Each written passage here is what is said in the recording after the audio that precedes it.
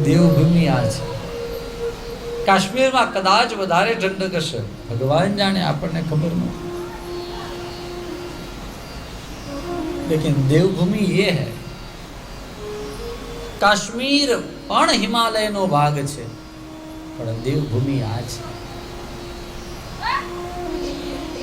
એટલે બદ્રિકાશ્રમની અંદર એણે કહ્યું કે હું પૃથ્વીલોક ઉપર ગયો હતો. એનો મતલબ કે બદ્રિકાશ્રમ એ પૃથ્વીલોક નથી, એ કંઈક અલગ છે, બધાથી અલગ છે. અહમ તો પૃથ્વીમ યાતો જ્ઞાત્વા સર્વોત્તમામિતિ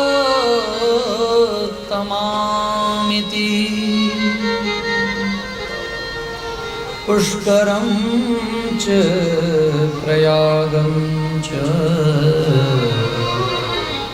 કાશી ગોદાવરીમ તથા. હું પૃથ્વીલોક ઉપર ગયો હતો. પૃથ્વીલોક ઉપર ક્યાં ક્યાં ન ફર્યો? પુષ્કરમાં ગયો, પ્રયાગમાં ગયો, પછી કાશી ને ગોદાવરી, આ બધું જ કર્યું.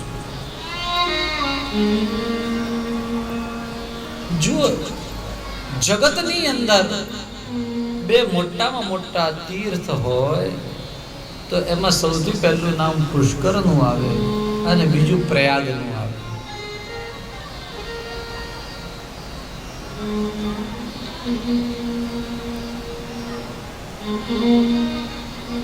તો પુષ્કરમાં ગયો, પ્રયાગમાં ગયો, કાશીમાં ગયો, કુરુક્ષેત્રમાં ગયો, શ્રીરંગમ સેતુબંધનમ એવમાદિષુ તીર્થેષુ બ્રહ્મમાણ ઇતસ્તતઃ ના પશ્યમ કુત્રચિત શર્મ મનસ્સંતોષકારકમ. ભાઈ, કાશી, ગોદાવરી, શ્રીરંગ એટલે છેક દક્ષિણમાં રંગનાથ ભગવાન, સેતુબંધ રામેશ્વર ગયો, આ બધી જ જગ્યાએ ફર્યો, પણ ક્યાંય મનને શાંતિ મળે એવું મેં જોયું નહીં.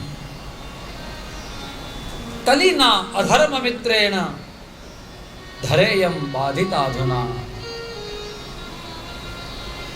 ભાઈ, આજે સત્તા બદલાઈ ગઈ છે. બોલો, કોની સત્તા છે? કોઈ રાજકીય પક્ષની વાત નથી. આજે સત્તા અધર્મનો મિત્ર કળિયુગ છે, એની આવી એમ કહ્યું. પછી પક્ષ ભલે ને ગમે તે હોય, પણ સત્તા કોની છે? કલિયુગની છે, અધર્મના મિત્રની છે.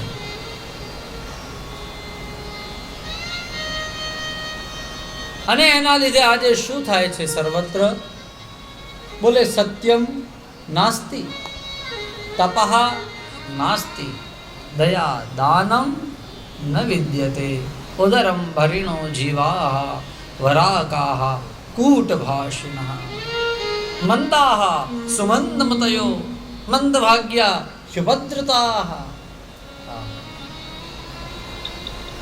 क्या क्या बात करे.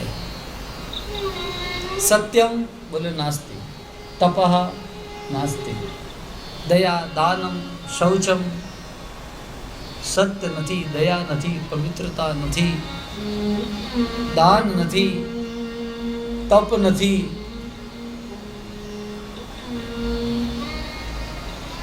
અને એના લીધે થઈને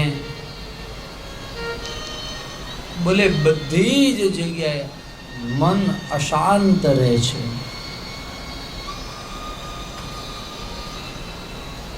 દંભવાળા લોકો, રૌરવ લોકો, ખરાબ લોકો તીર્થની અંદર બેસવા લાગ્યા. એના લીધે તીર્થનો સાર ગયો. વ્યક્તિ દરેક મનુષ્ય પોતાનું કર્મ ભૂલ્યા, એના લીધે એના જીવનનો સાર ગયો. બ્રાહ્મણે બ્રાહ્મણનું કર્મ છોડ્યું.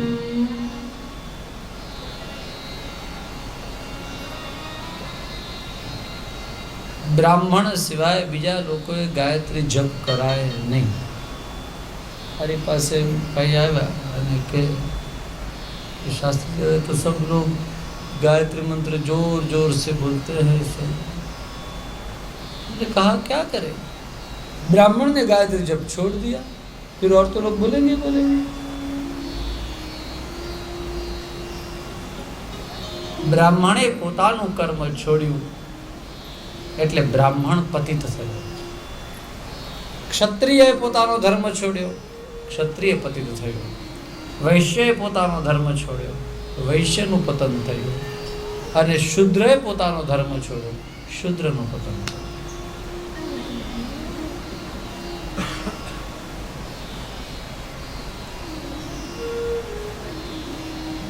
એના લીધે બન્યું એવું કે મતિ મંદ થઈ, બુદ્ધિ મંદ થઈ. કેમ લાગે છે કે આ જમાનાની અંદર આપણે વધારે બુદ્ધિશાળી લોકો ઊભા થઈ ગયા છે?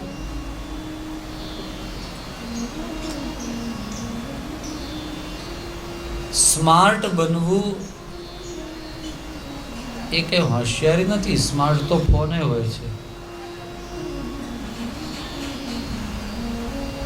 કેમ લાગે?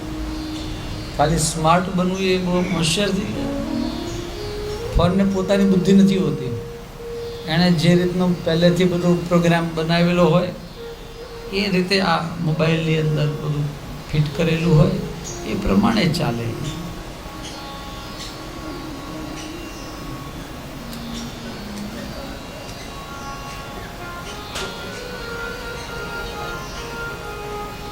તો ખાલી સ્માર્ટ બનવું એ હોશિયારી નથી.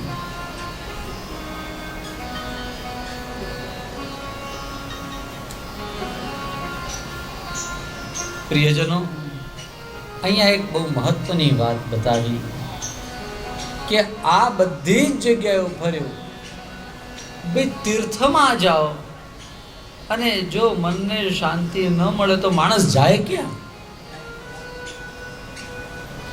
તો મુંબઈમાં હો, તમારા ગામમાં હો, શહેરમાં હો, ત્યાં તમને શાંતિ ન મળે, વાત બરોબર, ચલો માન્ય, કઈ વાંધો નહીં. પણ તમે તીર્થમાં જાઓ ત્યાંય શાંતિ નહીં, ત્યાંય પંડાઓ લૂંટે, ત્યાંય કંઈક બીજા બધા લોકો લૂંટવા જ બેઠા હોય, તો માણસ જાય ક્યાં? સમજાય છે ને? ના પશ્યમ કુત્રચિત શર્મ મન સંતોષકારકમ.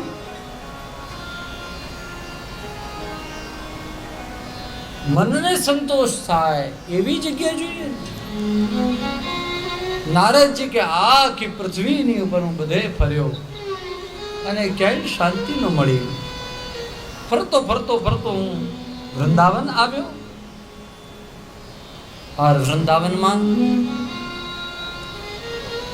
શ્રી યમુનાજીના તટ પર પહોંચ્યો અને ત્યાં એક મેં તત્રાશ્ચર્યમ મયા દૃષ્ટમ શૃણુધ્વમ મુનિ સત્તમાહ. પેલા 4 ઋષિઓ હતા ને, સનત કુમારો, એમને આ બધી વાતો નારદ ઋષિ કહી રહ્યા છે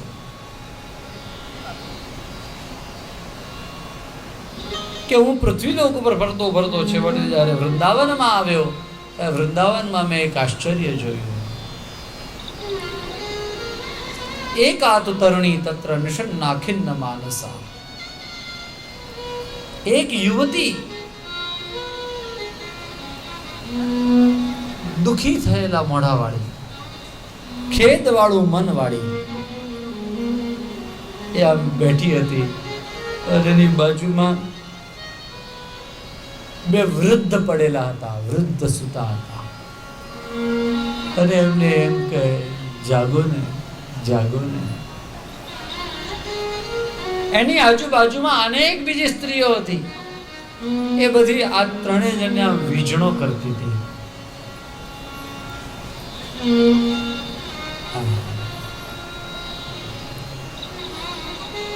મને જોયો એ સ્ત્રીએ અને ઊભી થઈ ગઈ. એણે મને કહ્યું, મહારાજ ઉભારો, ઉભારો, ઉભારો. ભો ભો સાધો क्षणं तिष्ठ मच्चिन्तामपि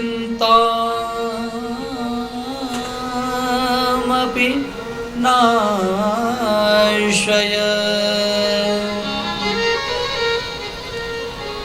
मच्चिन्तामपि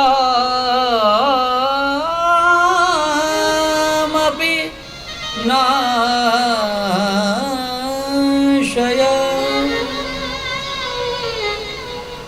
भोगो साधो क्षणं तिष्ठ એ જરા ઉભા રહો મહારાજ, થોડીક વાર ઉભા રહો. કેટલી વાર? બોલે ક્ષણમ. જો વધારે ક્ષણો ઊભું રહેવાનું કહ્યું હોય તો ક્ષણમ શબ્દનો હોત, ક્ષણાન હોત. બે ક્ષણ હોય તો ક્ષણો કહ્યું હોત, પણ એ કહ્યું એક જ ક્ષણ ઉભા રહો. કોઈ પણ સંત હોય, મહાત્મા હોય, એનો વધારે સમય આપણાથી લેવાય નહીં. એને એનું કયું ભગવાનનું ભજન ચાલતું હોય, આપણે શા માટે ડિસ્ટર્બ કરવા? આપણે અડધો કલાક બેસીએ તો અડધો કલાક આપણે આપણી જ વાતો કરીએ. બાપજી આશીર્વાદ આપો, મારા દીકરાનું થઈ જાય, મારી દીકરીનું થઈ જાય, મને આમ થઈ જાય, મારું તેમ થઈ જાય. આપણે આપણે લૌકિક વાતો કરીએ. ક્યારે એમ કંઈક બાપજી તમે બેસો, તમને એક જ યમનાષ્ટક સંભળાવું, હું તમને કંઈક ભજન સંભળાવું, મારે ગાવું છે.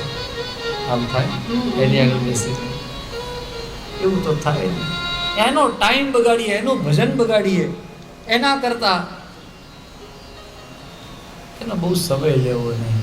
હા, આપણે જઈ પછી એને જે કરવું હોય, એ મહારાજને જે કરવું હોય એને વાતો કરી ભલે કરે, પણ આપણા લીધે વાતોમાં એમનો સમય આપણે ન બગાડીએ. ક્ષણમ તિષ્ઠ. એટલા માટે સંતોની ક્ષણ પણ કિંમતી હોય. નારદજીને કહ્યું એક ક્ષણ ઉભા રહો ને.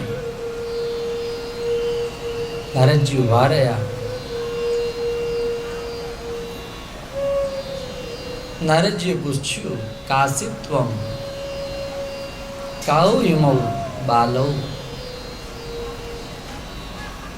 તું કોણ છે? આ બે કોણ છે? અને આ સ્ત્રીએ એમ કહ્યું, પોતાનો પરિચય આપ્યો. અહમ ભક્તિ રીતે ખ્યાતા હિમો મે તનયો મતો શ્રી કૃષ્ણ શરણમ શ્રી કૃષ્ણ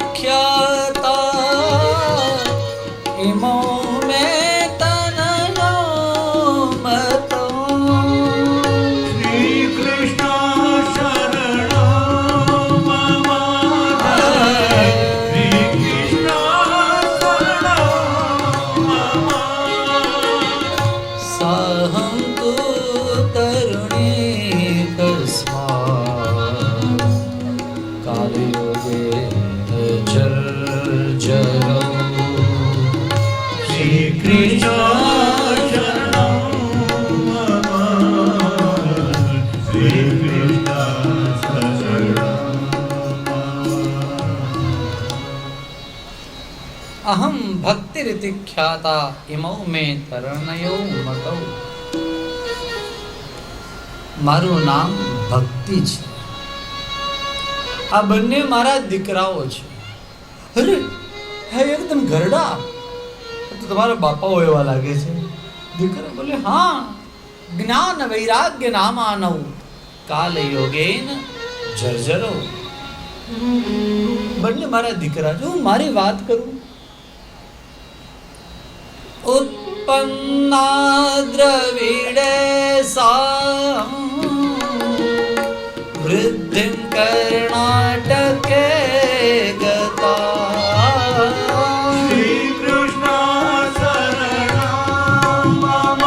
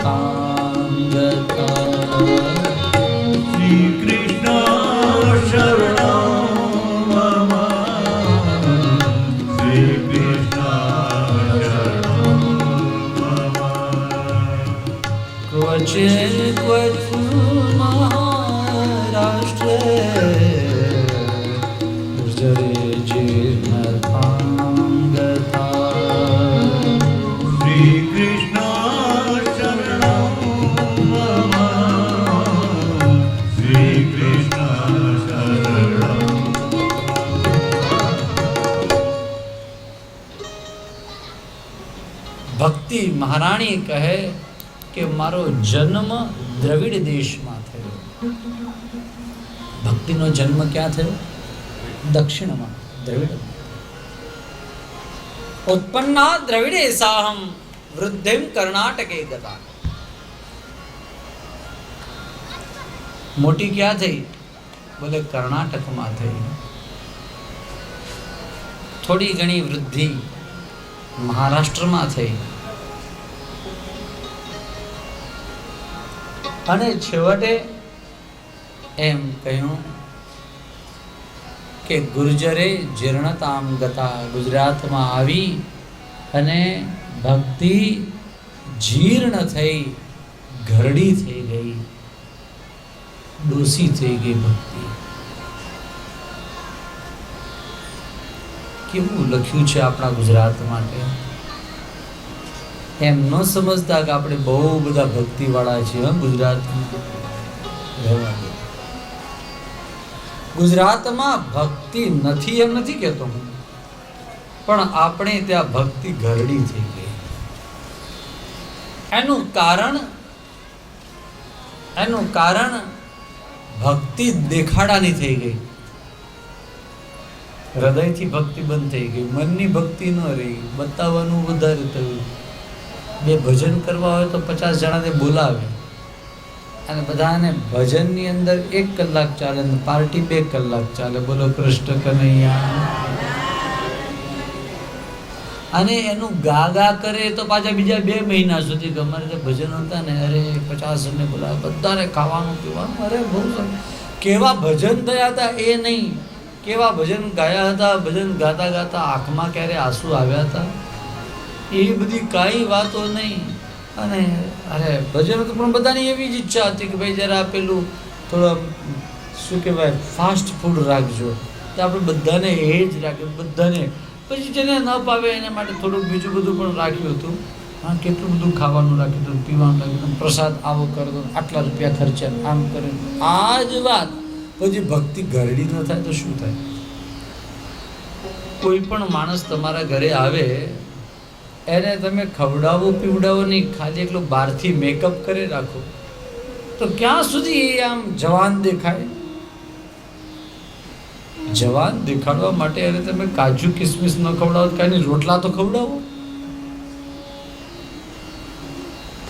નહીં. ભક્તિનું પોષણ થયું નહીં અને એના લીધે વૃદ્ધ થઈ. અત્યારની વાત છે, આજની તારીખમાં તો તોય થોડી ઘણી સારી છે ભક્તિ. પણ એક કાળ હતો ત્યારે ભક્તિ લિટરલી જીર્ણ થઈ છે એવું લખેલું છે. ફરી પાછી ભક્તિ ત્યાંથી નીકળી ગુજરાતમાંથી. એણે યાત્રા શરૂ કરેલી દ્રવિડ દેશમાંથી, ફરતી ફરતી કર્ણાટક, ત્યાંથી મહારાષ્ટ્ર, ત્યાંથી ગુજરાતમાં આવી, ગુજરાતથી પછી આગળ નીકળી અને જ્યારે વૃંદાવનમાં આવી ત્યારે વૃંદાવનમ પુનઃ પ્રાપ્ય નવીનેવ સ્વરૂપિણી. કેવી જાણે હમણાં આવી છે 16 વર્ષના ભક્તિ મહારાણી. એવા યુવાન થયા, એવી યુવતી થઈ ગઈ. ગડપણ ચાલ્યું ગયું. ક્યાં આવી ત્યારે? એનું કારણ વૃંદાવનમાં તો ભક્તિ જ ભક્તિ છે. वृंदावन में भक्ति के अलावा है ही नहीं कुछ. जहाँ कहीं पर भी जाओ राधे राधे श्री राधे श्री राधे श्री राधे राधे.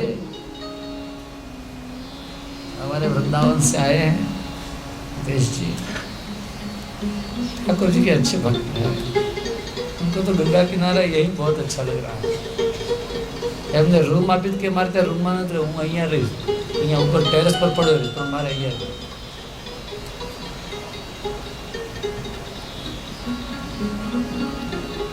2-3 साल पहला ही आवे. અહીંયા નીચે પાણી હોય ને તો પાણીની અંદર જ બેસી જ રહેતો, એના પાઠ કરે. वृंदावन का प्रताप है. वृंदावन में भक्ति युवती है, वो भक्तिमान है. ભગવાનની એવી કૃપા છે. હું તો મારી વાત કરું, મારા ઉપર એવી કૃપા છે કે મને જે આવા લોકો મળ્યા છે ને બધા ભક્તિવાળા મળ્યા. બહુ ધંધાદારી પ્રોફેશનલ વ્યવસાય એ બધુંય છે, પણ તેમ છતાંય એના કરતાં એક ડગલું આગળ કે એ લોકોની અંદર ભગવાનની ભક્તિ છે. ખાલી વગાડવું બહુ નાની વાત છે, પણ ભગવાનના ભક્તિ માટે વગાડવું, भगवान प्रसन्न था એટલા માટે વગાડવું, बहुत बड़ी बात होती है ये. भाई आप कथा तो सुन रहे हैं, लेकिन इसलिए सुन रहे चलो अभी आए तो क्या करे, सुनना तो पड़ेगा. नहीं, ભક્તિ છે માટે સાંભળવું. એમ કથા કહેવા વાળાને પણ એમને એમ કહેવું અને ભક્તિ હોય એ કહેવું, એમ વગાડવા વાળાને પણ એમને એમ વગાડવું અને હૃદયની ભક્તિ છે સાથે વગાડવું. આ મારું ભાગ્ય છે કે અમને આવા લોકો મળ્યા, ભક્તિ वाला લોકો મળ્યા છે. वृंदावन में जब भक्ति महारानी आए, युवती हो गई, जवान हो गई. हाँ,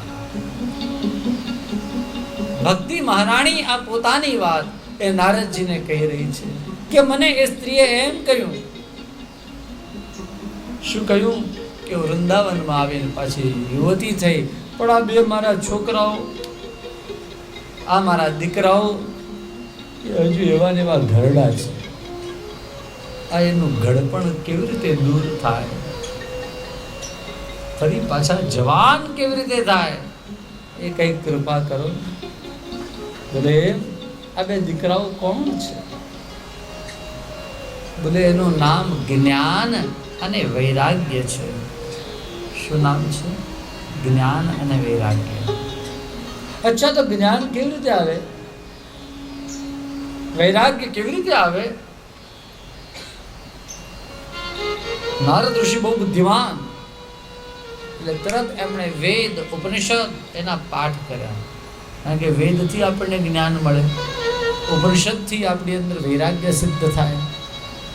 એટલા માટે વેદ અને ઉપનિષદ આ બધાના પાઠ કર્યા, ભગવદ્ ગીતાનો પાઠ કર્યો. આ બધાથી જ્ઞાન અને વૈરાગ્ય આવે, જાગે. તો પેલા બે હતા અત્યાર સુધી જાગતા નહોતા, એમ જાગ્યા, આળસ મરડી, બગાસા ખાધા, આમ જાગ્યા. આમ જોતા જોતા જોતા ફરી પાછી આંખ એવી બંધ થઈ ગઈ, પાછા પડ્યા, સૂઈ ગયા. જ્ઞાનને બગાસું આવ્યું, વૈરાગ્યને બગાસું આવ્યું, પાછા સૂઈ ગયા. પુનઃ સ્વાપ પરાયણ, મહારાજ પાછા સૂઈ ગયા. અને જે સૂઈ ગયા ફરી પાછા એને જગાડવા માટે પ્રયત્ન કર્યો, પાછા ન જાગ્યા. મેં કહ્યું જ્ઞાન વૈરાગ્યને બગાસું આવ્યું. એની સાથે ઘણા લોકોને મેં બગાસા ખાધા હમણાં જોઈ લીધા.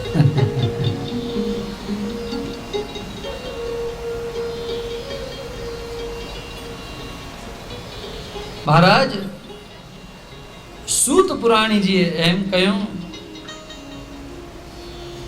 કે જ્ઞાન વૈરાગ્ય સૂઈ ગયા તો ભક્તિ એમ કહેવા લાગી, મહારાજ આ કેમ પાછા ઊભા ન થયા? શું છે વાત? નારદ ઋષિ એમ કહે, ભક્તિ તમે ચિંતા નહીં કરો. જો જે વસ્તુની ડિમાન્ડ ન હોય એ માર્કેટમાં ચાલે નહીં. સમજાય છે ને? અત્યારે ભક્તિની બોલબાલા છે, ભક્તિ ચાલે છે. અત્રેમો ગ્રાહકાભાવાન ન જરામ અપી મંચતઃ. હવે એને કોઈ આના કોઈ ગ્રાહક નથી, અને જેના ગ્રાહક ન હોય એ બજારમાં માલ કેવી રીતે ખપે? એટલે જ્ઞાન વૈરાગ્યને કોઈ ખપ નથી. ભક્તિ કેમ કંઈક તો કરે.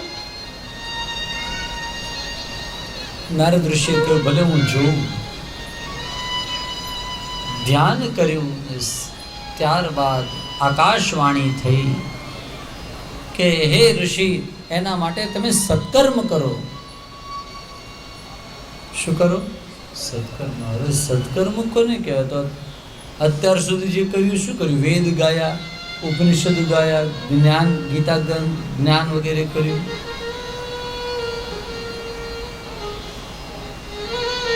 આ સત્કર્મ કયું ખબર ન પડી. મહારાજ પ્રભુ કહો ને મને આ સત્કર્મ કેમ ખબર પડે? ને આકાશવાણીમાં જવાબ આવ્યો કે તત્તે કર્માભિદાસ્યંતિ મુનયઃ. એ સત્કર્મ કયું એ તમને ઋષિઓ કહેશે. બધા ઋષિઓને પૂછવા લાગ્યા. ઋષિ કે ભાઈ અમને ક્યાંથી ખબર પડે? બધાને પૂછતા જાય, બધા કે ભાઈ અમને ખબર નથી. કેટલાક લોકો તો ચૂપ થઈ ગયા. મૂકી ભૂતાસ તથાપ્યન્ને કિયંતસ્તુ પલાયિતાઃ. નારદજીની વાત સાંભળીને કેટલાક ઋષિઓ તો ભાગી ગયા કે ભાઈ જે યત સ્વયં નારદે નૈવ સ્વયં ન જ્ઞાયતે. જે સ્વયં નારદજી ન જાણતા હોય આપણને ક્યાંથી ખબર પડે? ઋષિઓ ભાગ્યા. નારદજી ખિન્ન થયા, ભક્તિ જ્ઞાન વૈરાગ્ય પાસે આવ્યા અને કહ્યું, હે ભક્તિ મહારાણી, તમે ચિંતા નહીં કરો, હું કંઈક કરીશ. સંકલ્પ લીધો. નારદજીની પ્રતિજ્ઞા છે અહીંયા એક, તદાના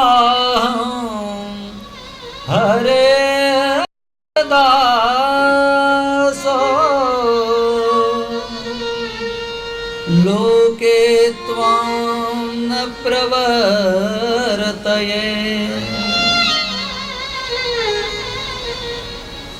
मैं प्रभु का दास नहीं यदि मैं भक्ति को घर घर तक मैं नहीं पहुंचाऊंगा. गेहे गेहे जने जने. નારદજી આ પ્રતિજ્ઞા. મહારાજ તમારી પાસે કે મારી પાસે, આપણી કોઈની પાસે જો કોઈ આ ભગવાનની ભક્તિ હોય તો એનું મહત્વનું કારણ છે નારદજી. જો નારદજી ન જન્મ્યા હોત તો આપણને ભક્તિ શું એ ખબર જ ન હોત. તમે કોઈ પણ શાસ્ત્ર જુઓ, ભાગવતજી મળ્યું તો એના મૂળમાં કોણ? નારદજી છે. રામાયણના મૂળમાં કોણ? નારદજી.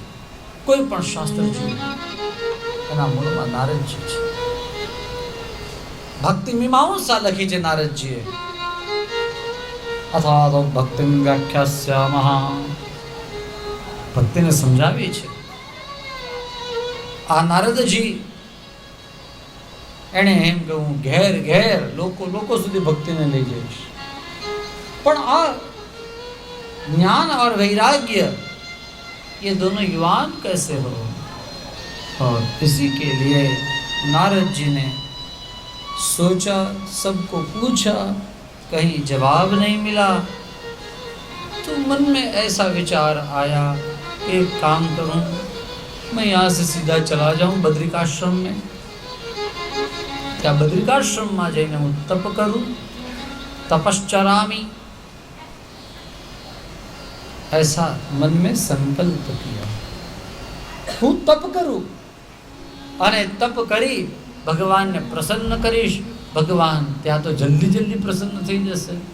અને પ્રસન્ન થયેલા ભગવાનને પૂછીશ કે આ ભક્તિ અને એના બે બાળકો જે સાવ ઘરડા થઈ ગયા છે એ બધા જવાન કેવી રીતે થાય એવું પૂછી લઈશ. આમ વિચાર કરીને નારદજી છેક બદ્રિકાશ્રમ પહોંચ્યા છે.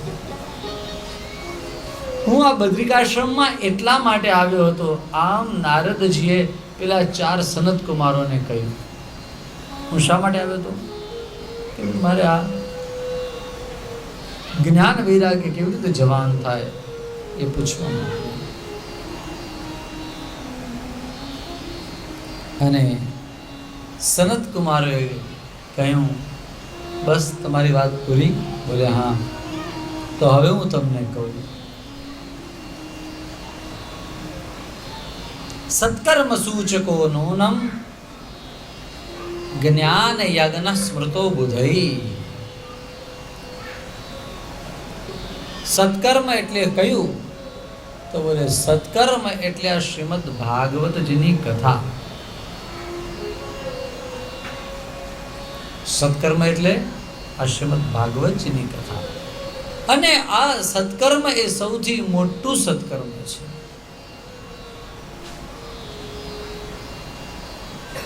समझ में आ रही बात? નારદજી કહે પણ એ તો ભાગવતજી તો, અરે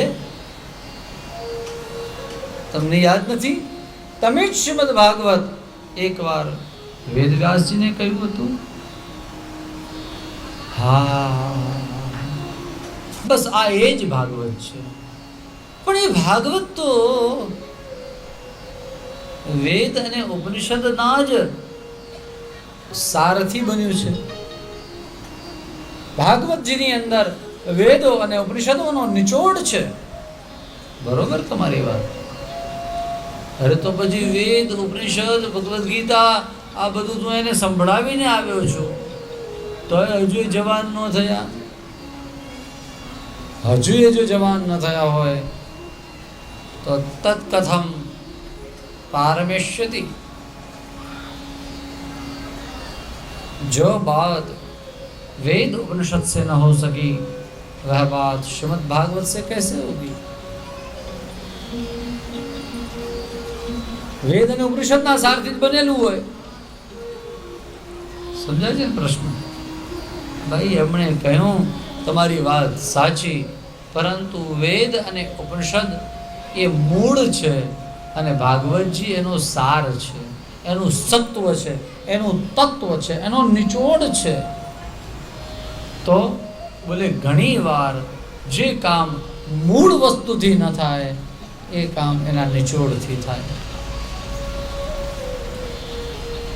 ઘરમાં 2 મણ 2 લીટર અરે 2 મણ દૂધ પડ્યું હોય પણ એકાદ દીવો પેટાવવો હોય તો આટલું બધું દૂધ કામ લાગે ખરું?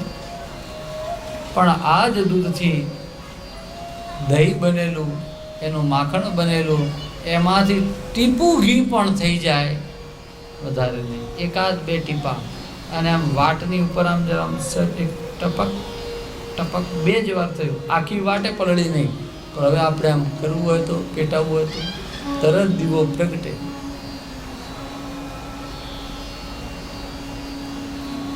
જે કામ દૂધથી ન થાય એ કામ ઘીથી થઈ જાય. દૂધથી રોટલી ન ચોપડાય, ઘીથી ચોપડાઈ જાય. જે કામ મૂળથી ન થાય એ કામ એના સારથી થાય. દૂધથી ન થાય એ ઘીથી થઈ જાય. ચાની અંદર ગમે એટલી શેરડી નાખો, મજા આવે, પણ શેરડીના રસથી પ્રોસેસ પછી થયેલી સાકર થોડીક પણ અંદર પધરાવો તો ચા સરસ, થોડીક પીવા લાયક. અને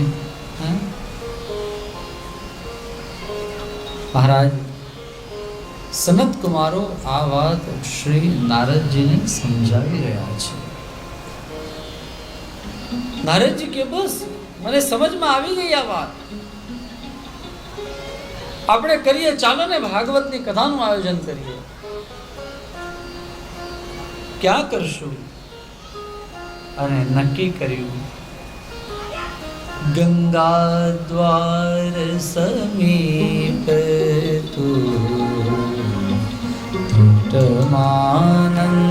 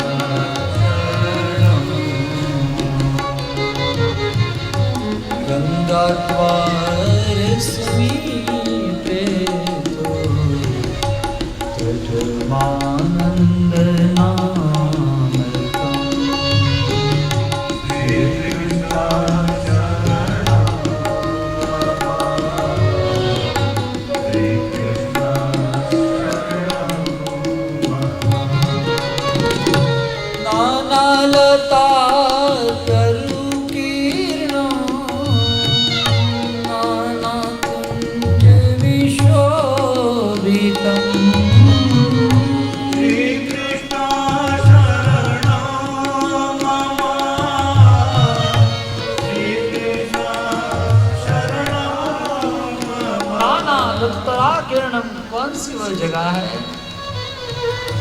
गंगा द्वार समीप तो, गंगा द्वार समीप तो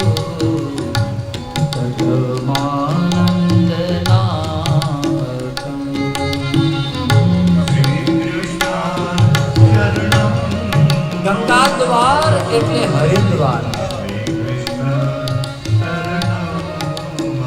ઉપર ઉભાતા બદ્રિકાશ્રમમાં, અને ત્યાંથી વિચાર કર્યો કે આપણે કઈ જગ્યાએ કરીએ, તો બોલે હરિદ્વાર. હરિદ્વારમાં નહીં તો હરિદ્વારની નજીકમાં જે જગ્યા છે, એટલે આ આપણી જગ્યા જ્યાં જતા છે.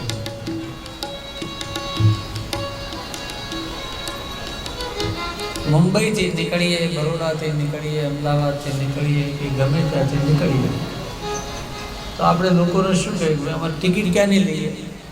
હરિદ્વાર. હા, એક કામ કરો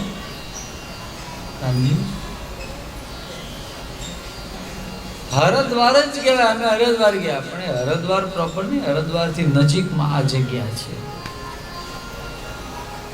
એ ગંગા દ્વાર સમીપે तटम आनंद नामकम, आनंद नाम का तट है जहां गंगा जी बह रही है. आ गंगा जी ना तट ઉપર કથાનું આપણે આયોજન કરીએ. આમ સનત કુમારોએ કહ્યું. નારદજી મોજમાં આવી ગયા, એકદમ આત્મા વીણાને કરતા લઈને નાચવા લાગ્યા. વાહ, મજા આવી ગઈ. નારદજીએ અહીંયા કથાનું આયોજન કર્યું. ક્યાં કર્યું? આપણે જે બેઠા છે, આનંદનો કિનારો. પ્રિયજનો, મને આ શબ્દ બહુ ગમે છે. આ ઘાટનું નામ શું છે? આ ઘાટ નહીં, ગંગાજીનું જે આ કથા થઈ રહી છે એ ઘાટનું નામ આનંદ ઘાટ. આનું નામ તો હમણાં જે પાડ્યું હોય, પણ જ્યાં કથામાં આનંદ આવે એ ઘાટનું નામ આનંદ ઘાટ. કથા ગંગાની વાત કરું છું, પેલી ગંગાની વાત નહીં, આપણી કથા ગંગાની વાત. અને કથા ગંગાનો કિનારો એ આનંદનો જ હોવો જોઈએ. કથાની અંદર આનંદ ન આવે તો એ કથામાં પછી મજા ક્યાંથી આવે? આનંદના કિનારે બેસી ભગવાનની કથા, દિવ્ય કથાના સત્સંગ વગેરે આપણે કરતા રહીએ. નારદજીએ ડિક્લેર કર્યું કે આપણે ગંગાજીના કિનારે કથા કરવાની છે, અને આ તારીખ આ વારથી છે. અને બધા જ વૈષ્ણવો દોડતા દોડતા सब लोग कहने लगे कि हमको भी कथा करनी, हमको कथा सुननी, हमको कथा सुननी.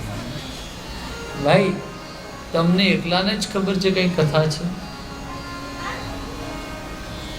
જગતમાં કેટલા બધા લોકો છે, સાંભળ્યું તો ઘણા લોકોએ, પણ કથા સાંભળવા માટે જે આવે એની માટે એક શબ્દ અહીંયા લખ્યો, ધાવંતો પ્યાયયો સર્વે પ્રથમમ યે ચ વૈષ્ણવા.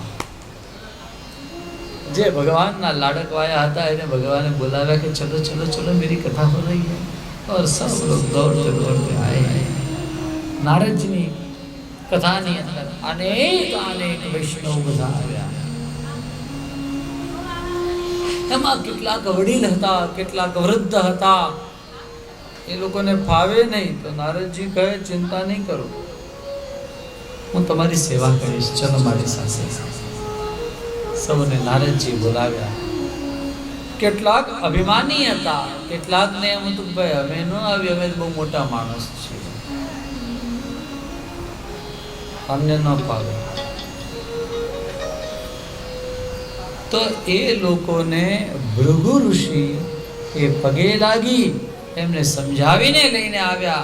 ભૃગુ ઋષિએ એમને એક વાત કરી, એમ કહ્યું કે કદાચ તમે નહીં આવો તો જે વક્તા છે એને નુકસાન શું થશે?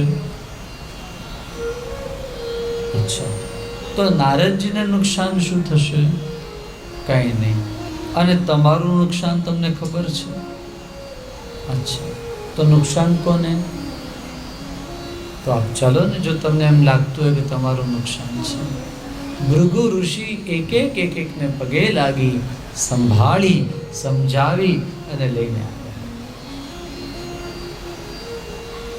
ગુરુત્વાત તત્ર નાયાતા ભૃગુ સંબોધ્ય ચાનયત. ભૃગુ ઋષિ કહ્યું, ચલો ચલો આવો, અલૌકિક આનંદ ક્યાં વારંવાર મળશે. અને બધા આવ્યા. અને પછી તો કેટલા આવ્યા એનું બધું લિસ્ટ લખી. દશસપ્ત પુરાણાની આહા ગંગાદ્યા સરિતસ્તથા. તીર્થ નદીઓ પવિત્ર તીર્થો, એના બધા માલિકો, ત્યાં બધા તપસ્યા કરતા બધા ઋષિઓ, અરે હિમાલય વગેરે બધા પર્વતો, આ પર્વતોની ગુફાઓમાં રહેતા બધા ઋષિઓ, મુનિઓ, તપસ્વીઓ, અનેક લોકો કથા સાંભળવા માટે આવ્યા. અને પેલા 4 સનત કુમારો એ કથા કહેવા માટે બેઠા.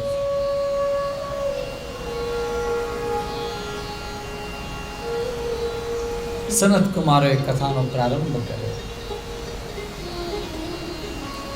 હા,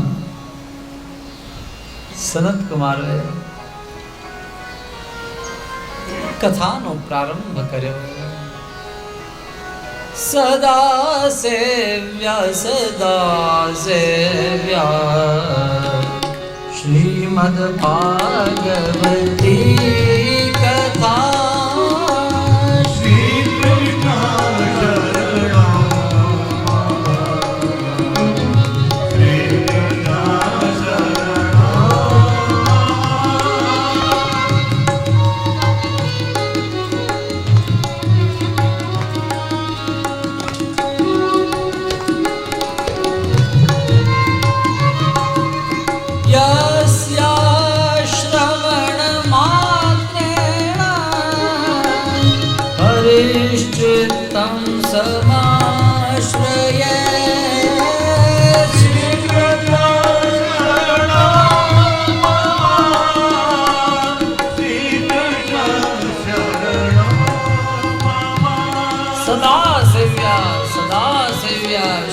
ભાગવતી કથા યસ્યાહ શ્રવણ માત્રેણ હરિશ્ચિત્તમ સમાશ્રયેત. ભગવતજીની કથા નિત્ય સુની જાય, નિત્ય શ્રવણ કિયા જાના ચાહીએ. ભાગવતની કથા કેટલા દિવસ સાંભળવાની? જ્યાં સુધી જીવીએ ત્યાં સુધી, 7 દિવસ નહીં. પછી 8મા દિવસે રજા. પૂજ્ય બાપજી શ્રી ડમરેજી મહારાજ એવું કહેતા કે જ્યારે ભોજનને વિરામ થાય ત્યારે ભજનને વિરામ કરજો. ત્યાં સુધી ભજન પૂરું ન થાય.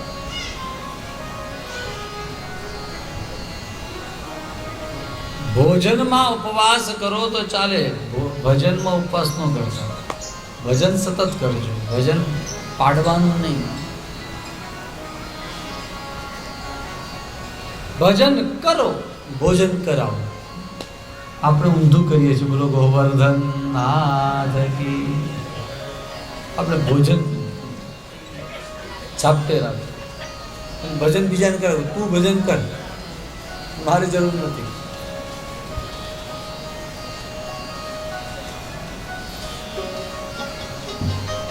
ભોજનની પૂર્ણાહુતિ થાય ત્યારે જ ભજનની પૂર્ણાહુતિ થાય. એટલે સદા સેવ્યા, સદા સેવન કરવું એમ લખ્યું છે.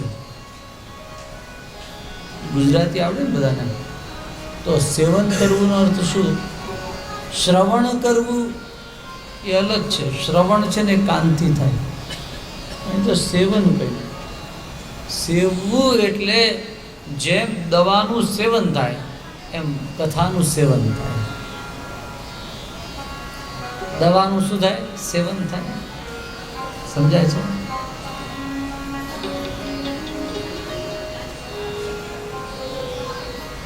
ડાયાબિટીસ હોય દવા કેટલા દિવસ લેવાની? અને બીપી વાળાને હા, એ દવાનું નામ જ કાયમ ચૂર્ણ. કાયમ લેવું પડે એને દવા. રોજ લેવાની? બોલે હા. કેમ? બોલે આ રોગ એવો છે. પણ મને એમ લાગે કે કમસે કમ ત્યાં સુધી તો લેવાની જ્યાં સુધી રોગ મટે નહીં. તો એક રોગ છે આપણો, એનું નામ ભવરોગ. કયો રોગ? ભવરોગ. સંસાર નામનો રોગ છે. અને સંસાર નામનો રોગ આપણો ટળે એટલા માટે આ દવા લેવાની જ લેવાની છે. જ્યાં સુધી એ રોગ છે, સંસાર રોગ, ત્યાં સુધી રોજ ભગવાનનું નામ લેવાનું. એ રોગ ટળી જાય, દવા લેવાનું બંધ કરી દો, ટળતો નથી. સમજાય છે ને વાત? એટલે કહ્યું સદા સેવ્યા શ્રીમદ ભાગવતી કથા.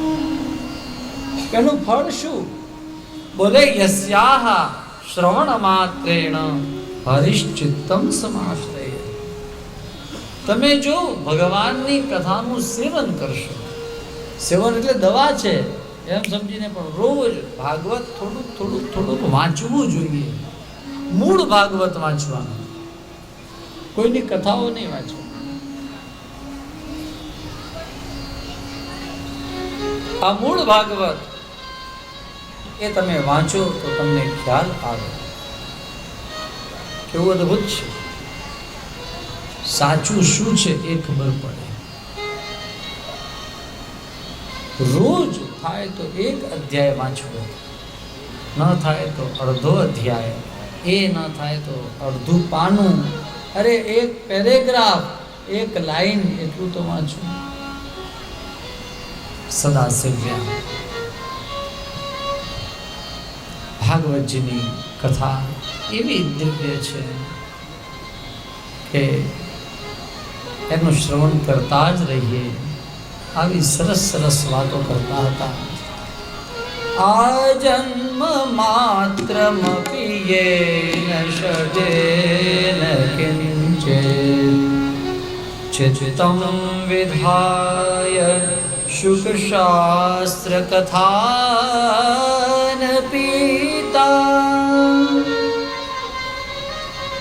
જીવનમાં જેણે ભાગવતની કથાનો રસપાન કર્યો જ નથી એના માટે એમ લખ્યું દિક્તમ નરમ ચાંડાલવચ્ચ ખરવત બતતે નનીતમ एवं वदंत दिविदेव समाज मुख्याः. क्या बोल रहे हैं? જેણે કથા નથી સાંભળી જીવનમાં ક્યારે, એનું જીવન ચંડાળ જેવું, એનું જીવન વૈશાખ નંદન જેવું, ગધેડા જેવું. એમ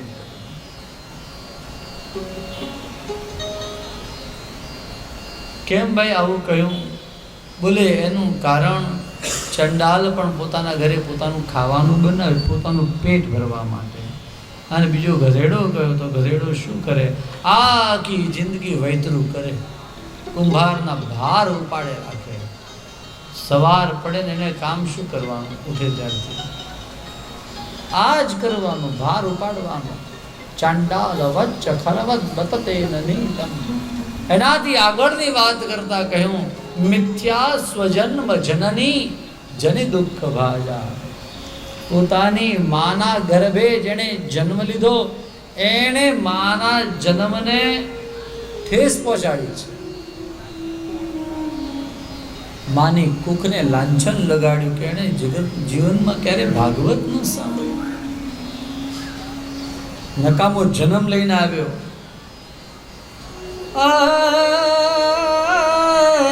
જનની જનની જનતો ભક્ત જન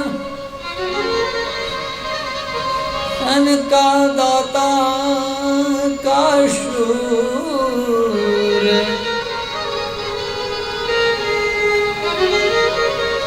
અન તો રજવાજણી અન મત ગુમા વિષ્ણુ.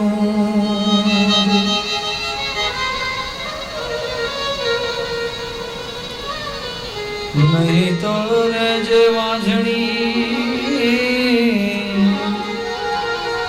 અન મત ગુમા વિષ્ણુ.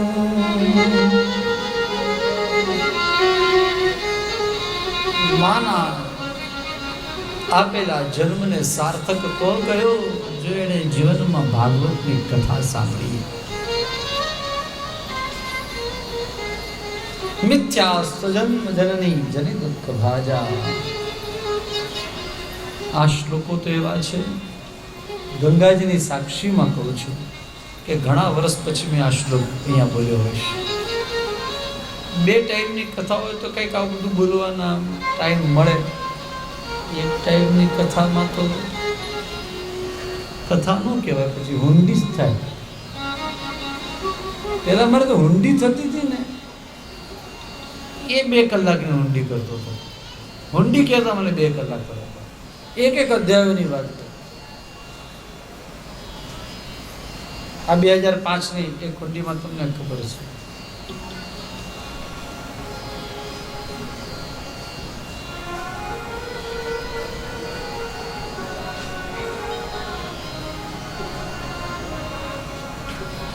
સૂત પુરાણી આ વાત કરતા હતા નૈમિષારણ્યમાં, અને એ સમયે શૌનક આદિ ઋષિઓએ કહ્યું કે ઓહો, આ ભાગવતજીનું આટલું મોટું પુણ્ય છે, આટલું મોટું ફળ છે.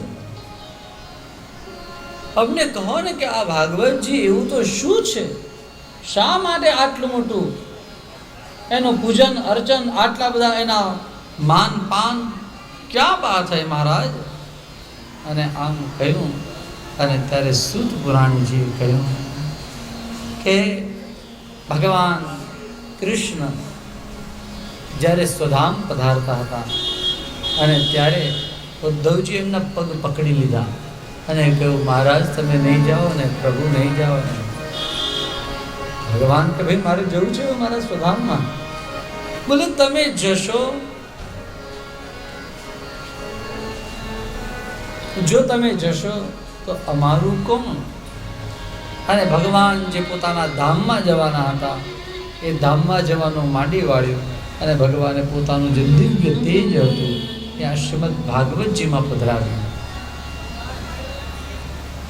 અને એના લીધે આ ભાગવતજી એ સાક્ષાત પ્રભુનું સ્વરૂપ થઈ ગયા. ભગવાનનું સ્વરૂપ આ ભાગવતજી છે.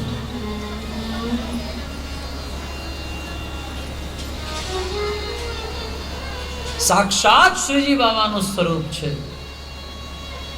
साक्षात प्रभु का स्वरूप है.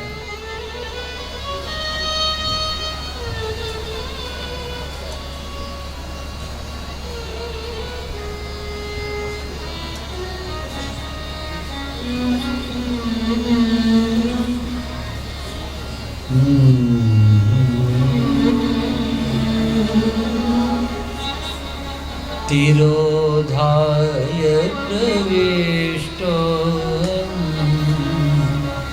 श्रीमद्भागवतारणं श्री कृष्ण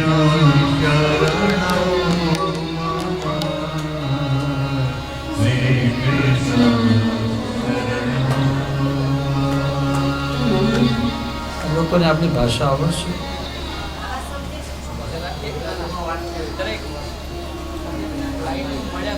ગુજરાતી શીખે છે ઓસ્ટ્રેલિયાથી આવે છે અને ફ્લાઇટમાં કાલ આવી ગયા ગુજરાતી શીખવા બહુ ઈચ્છા. Oh, so you can understand. I should not explain in English, right? Little in English also? Not English, no? No need. You can understand? Blessing. Sick. You're sick, today your birthday. Good. Who's your?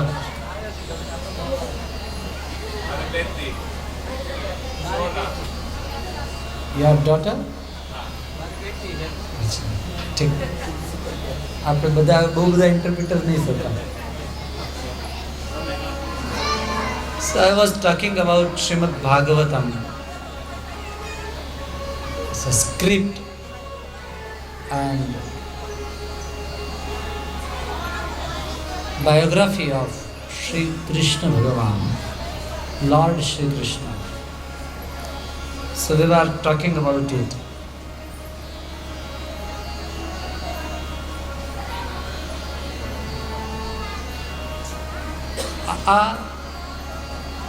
શું આપણે વાત ચાલતી હતી? ભગવાન